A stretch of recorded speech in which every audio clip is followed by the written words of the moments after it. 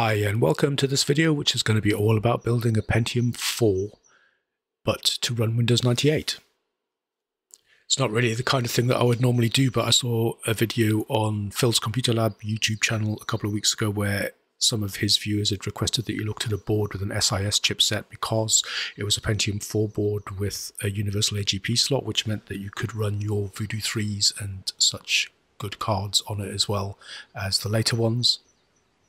I thought that would be a super handy thing to have because it would mean that you'd have a place where you can test all of your AGP cards and all of your PCI cards and still have a very beefy Windows 98 system to play all of the most demanding Windows 98 games as well. So I went looking for a board, found this one for the princely sum of £15. Now, just because something looks like it's got a universal AGP slot doesn't necessarily mean that it really is a universal AGP slot, so it was a little bit of a chance I took. But we'll find out whether or not it works with both the 3.3 and the 1.5 volt cards in just a moment. So the board's from Matsonic. It's an MS9107C+ version 3.2.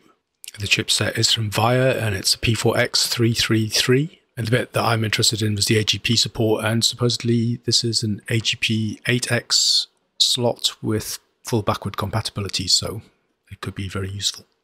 So there's a processor in there already, and it's not a very good one. It's a Celeron 1.7. So this was a chip that was based on the original Pentium 4. So it's a Willamette Pentium 4 clocked at 1.7 gigahertz, but with half the level 2 cache. So it's only got 128K as opposed to the 256 that the full Pentium 4 would have had. And these chips were renowned as being utterly rubbish and still being outperformed by the Pentium 3 at the time they were released. But I'm going to leave it on there for now because it's on there, and I'm just going to get everything working, and then I'll see if I can find a better processor for this towards the end of the video. So on the board you can see what looks like it ought to be a universal AGP slot, so hopefully we'll be able to try that in a second with an old 3.3 card, like a Voodoo 3 probably, and see if it works. And then we've got the VIA chipset that controls the whole thing. And we definitely need a new battery, so we'll get rid of that one now. So we've got 4 PCI slots, which are going to be handy for testing PCI graphics cards and indeed PCI sound cards. It's got one of those weird communication network risers that I've got on a few of my boards. I've never used one. Don't really know what they're for. Should probably look into it at some point, but I'm sure it's pretty boring. Then on the back we've got the usual I/O stuff. So we've got some onboard audio, which I'm probably not going to use, joystick port, parallel port, 2 serial ports, 2 USB 2s I guess, and our usual PS2s for the mouse and keyboard. So I prepped a bit of stuff earlier on. We've got a hard drive with Windows 98 2nd edition already installed on it, and there's memory on there. So this thing takes DDR and it's 100 megahertz. Got 512 megabytes on there. I don't know, I might upgrade that to 1 gig at some point. New battery in there, so we're good to go. So it's all going in a case which is a bit older than the board, so there's no USB front panel or anything on this one, and I think I got this, it had an Athlon Thunderbird in it originally that I picked it up. I think it was for free off a local classified and nothing worked, but it's a nice board and nice power supply, and I think I got a hard drive and a few other bits and pieces out of it, but it's a really solid thing, and we're going to be building this machine in this case.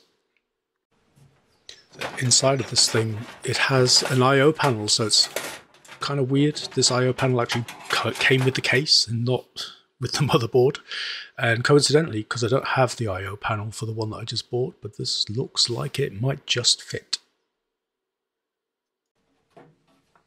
Case is pretty clean. It's a bit dusty, so just going to give it a quick wipe down, and I think that's all it needs. It's a bit of like coffee stains and crap on the front, but quick wipe should do the job, and then we can start building it. So the 2 drives on this thing, there was quite a nice Sony CD writer that I took out. I'll use that in another build, and that frees up some space that I can put one of these things, these multifunction card readers stroke USB, that gives you a USB port and a whole bunch of card inputs, so it'd be good to get some solid state stuff onto this machine. Unfortunately, the USB header on the motherboard doesn't match the connector on this thing, so I'm going to put it in there for now, but I'll probably have to do some patching with patch cables or something to match up the connectors at some point. I'm not going to do that right now, but ultimately that will give me a bit of flexibility to get stuff onto the machine. And get the motherboard into the case now, and indeed the I/O panel does match this motherboard, so bonus. And this case is cool as well. It's got the posts are like little clip-in posts that come with the case, so they're not the standard brass screw-in type.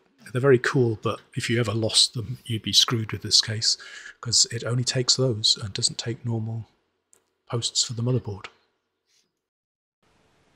So it's pretty straightforward. The motherboard's got in there nice and neatly. Just get the hard drive in there, and that'll be pretty much the build done, since we've already installed Windows 98, so nice and quick.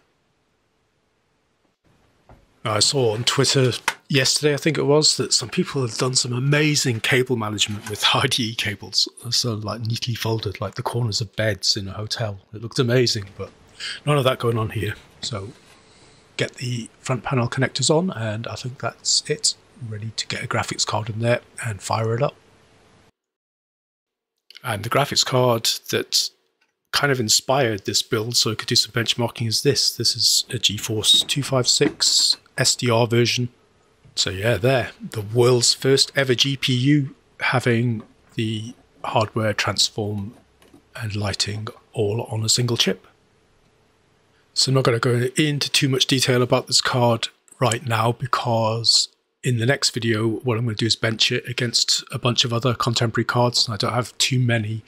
The main competitor to this would have been things like the Savage 2000, which I don't have, but it would also have still been the Voodoo 3, and I'm going to gather as many sort of roughly contemporary cards around that 1999 period that I can and see how it performs against those. And what I am going to do now, is because it's a little bit grubby, is whip the fan off and give it all a clean and get it all spinning freely, and then we'll stick it in the machine and see if we can get it all working. Okay, the graphics card's nice and clean, so pop that in and put the lid back on. And yeah, I also plastered the front of this machine with some Geekenspiel stickers, because if this is going to be a test bed and I'm going to be testing stuff in it, I can really go to town with stickers on this machine, whereas I tend to be a bit cagey about putting stickers on the other machines, because I need to be fairly sure that when I'm putting a Sound Blaster OR64 sticker on a machine, that OR64 is going to stay in there, and I don't constantly have to change things, but it doesn't really matter on this machine, so I'm going to plaster it with stickers, I think. Okay, and there she goes. All seems to be booting up nicely, so just ready to get some drivers on there. So it wouldn't be one of my builds if things didn't go wrong at some point, and it was at this point that things took a turn for the worse. So I have this sound card. It's been kicking around on my shelf for a while. I've actually used it before, and it's really a XP sound card. So it's a Hercules Game Surround Muse, and it has Windows 98 drivers, but you have to download them separately. And I had this working quite nicely in a Pentium 3 at one point on Windows 98, so I thought I'd get it out again and use it on this machine. So basically, to cut a long story short, I couldn't get any sound out of this thing whatsoever, so I tried multiple different sets of drivers and just didn't get anywhere. No sound, which was a bit of a shame, because this card just kind of sits there and does nothing.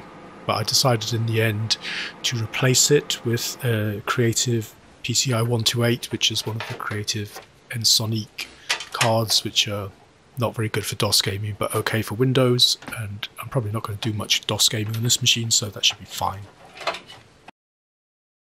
So the next thing I tried to do was install some games. I installed 3 games. I installed SWAT 3 and B-17 and Star Wars Episode 1 Racer, and none of these games would run, and it was just, I couldn't figure out for ages what was going on.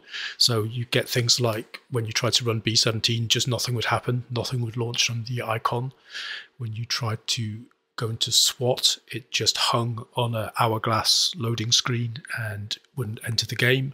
And Star Wars Episode 1 Racer similarly hung on its loading screen and went no further.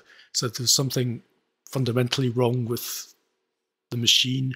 I eventually kind of suspected that all of those sound drivers that I'd been loading for the Hercules card had probably screwed up DirectX somehow. And I thought the easiest thing to do would be just to reinstall Windows 98, which is exactly what I did. So once that was done and all the drivers were back on, it was time to load up Episode 1 Racer again and see what happens this time. Well, it certainly got further than it did in the last attempt. So it went through the loading screen and actually entered the game, but then look at this, I've got massive screen corruption. So first of all, my heart missed a beat thinking, oh my god, this GeForce 256 doesn't work. So I'm going to swap it out with GeForce 2 MX 400 and see how that goes. With the GeForce 2 MX 400 in, I was hoping for better results. Well, actually, I wasn't hoping for better results. I didn't get them because it corrupted again in exactly the same way. So that was a relief in some ways because it meant that it wasn't an issue with my GeForce 256. There was probably something going on with the drivers or DirectX or whatever. So at the minute, this has got DirectX 6.1 on it. And that is the install that came with Star Wars Episode 1 Racer. So I will try and upgrade DirectX.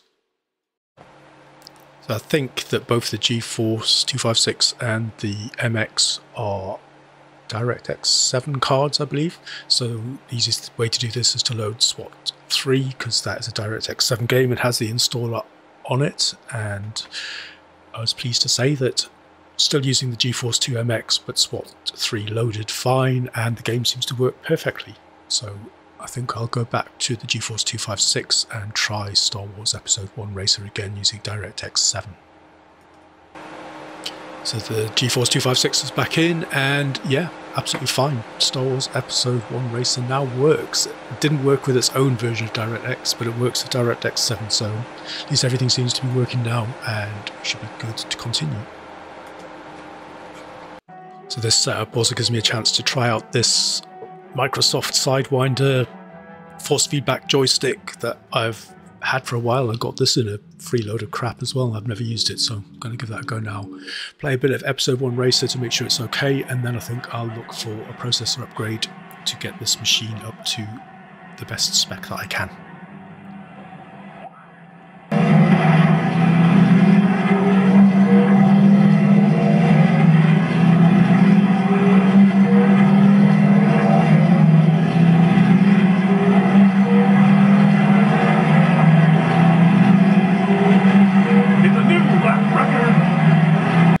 That all seems to be working fine, so a last few upgrades for this machine. So the first thing I tried to do was add some more memory. So at the minute it's got 512 megabytes in, and I tried to add 2 further 256 megabyte sticks that would bring it up to 1 gig. Now I've heard that Windows 98 can be temperamental with that kind of memory, and that was what I found when I put these sticks in. It was reading that it had a gigabyte, but I was getting blue screens, boot failures, and graphics issues and all sorts of things, so I knocked that back down to 512 and everything was fine again. And the final upgrade, I did find a Pentium 4 2.6 gigahertz Northwood core, so that would be a good replacement for the 1.7 Celeron, so pop that in there as well, and then it was time to put it all back together again and good to go. Well, there's a gaping hole where a case badge needs to go, and I didn't really have anything to go on this, but I had some stuck on my work monitor downstairs, Star Trek one, so here we have a United Federation of Planets one. That will go nicely. So that's pretty much it for this build. I'm pretty pleased with the way it's worked out. It's been a bit fragile with its setup, but it seems stable enough now, and I'd like to try and get a little bit more memory in there if I can, but really 512 megabytes is probably enough. I'm pleased I did have a processor upgrade for it, so I think a 2.6 gig Northwood core Pentium 4 is a good replacement for that crappy Celeron 1.7, and it's all set up to test some stuff, which is what I'll be doing probably in the next video. I'll be testing at least a few of these graphics cards against the GeForce 256 and seeing how they compare. But in the meantime, I'm going to go and play some Episode 1 Racer, so I hope you enjoyed watching this video. I hope you join me for the next one, and thanks for watching. Bye. Bye. The current record holder for this track is